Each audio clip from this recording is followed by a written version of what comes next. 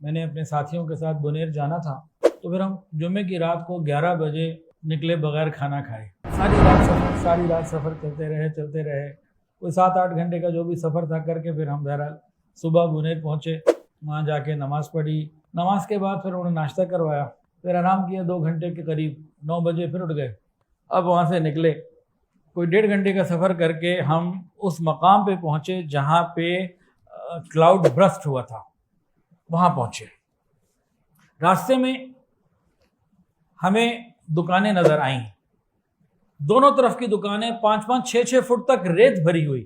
آپ تصور کیجئے، ایک آدمی رات کو دکان بند کر کے تالا لگا کے گھر گیا، اس کے پاس کچھ اسٹاک ہوتا ہوگا، کچھ کیش ان ہینڈ ہوتا ہوگا، لین دین ہوں گے، معاملات ہوتے ہوں گے، اور صبح وہ گیا اور رات کو گیا کہ صبح آ کے دکان کھولوں گا۔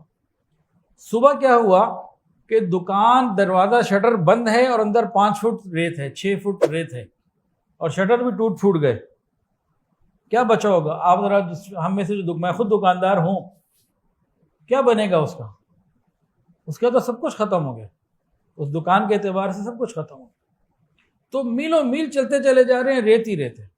ہم تو حادثے کے 7-8 دن بعد گئے تھے تو کافی ریت وہ نکال چکے تھے، لیکن پھر بھی کئی جگہوں پہ 2-2, 2.5 فٹ 1.5 فٹ ہمیں نظر آ رہی تھی۔ تو مختلف حالات دیکھتے ہوئے ہم چلتے بہرحال اس جگہ پہ پہنچے جہاں سے یہ مسئلہ شروع ہوا تھا۔ بالکل کونے کے اوپر پہاڑ کے دامن پہ وہ لے گئے، اور انہوں نے مجھے یہ بتایا کہ یہ سامنے پہاڑ ہے، یہاں پہ اوپر کلاؤڈ برسٹ ہوا تھا۔ میری نظر کے سامنے یہ سب وہ منظر پورا موجود ہے۔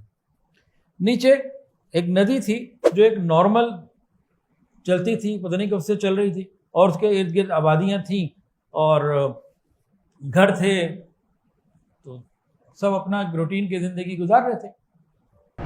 تو بتانے والوں نے یہ بتایا کہ کوئی پہاڑ ریزہ نہیں ہوا، کوئی کڑک، کوئی چیخ یا اس قسم کی کوئی چیز نہیں تھی۔ کہتے ہیں کہ جی 9:15 بجے جمعے کا دن، صبح 9:13 ایک صاحب نے بتایا وقت تھا، تو کچھ لوگ سو رہے تھے گھروں میں، کچھ ناشتے کی تیاری کر رہے، کوئی دکانوں میں جا رہے ہوں گے، جو بھی کچھ اس طریقے کی روٹین لائف جیسے ہم سب کی ہوتی ہے، اسی طرح اپنی روٹین میں تھے۔ ہوا کیا؟ کلاؤڈ برسٹ، بادل پھٹا ہے اور پانی کا دریا اوپر سے نیچے آیا ہے اور گزر گیا ہے۔ پانی نہیں نکلا، وہ دریا پورا نکلا ہے آسمان سے، اور وہ جب نکلا ہے تو اس کے ساتھ پتھر، تعداد کتنی؟ لا تعداد۔ پتھروں کا سائز کتنا؟ اتنے بھی میں کئی کے ساتھ کھڑا ہوا، مجھ سے بڑے 6 ہاتھی کھڑے کر دو تو ان کے قد اور وزن سے زیادہ وزنی ایک پتھر، منوں نہیں ٹنوں وزنی، کرین سے اٹھانا بھی مشکل۔ ایسے پتھر ہیں کہ کرین سے اٹھانے کے لیے بھی پہلے انہیں پھاڑنا پڑے گا، ٹکڑے کرنے پڑیں گے، پھر کرین اٹھائے گی، کیونکہ خود کرین سے زیادہ وزنی بڑے تو کرین تو کم سے کم اپنے سے تو چھوٹا اٹھائے گی نا۔ تو وہ جب رول ہوتے آتے چلے گئے اور چلتے چلے گئے، تقریباً اس نے 15-20 کلومیٹر کا کور کیا، اور ایسے گزرا ہے۔ جو بالکل شروع کے لوگ تھے، نہ تو وہاں بندے بچے، نہ گھر بچے، نہ دکانیں بچی، کچھ نہیں بچا، الا ماشاءاللہ کہیں کچھ رہ گیا۔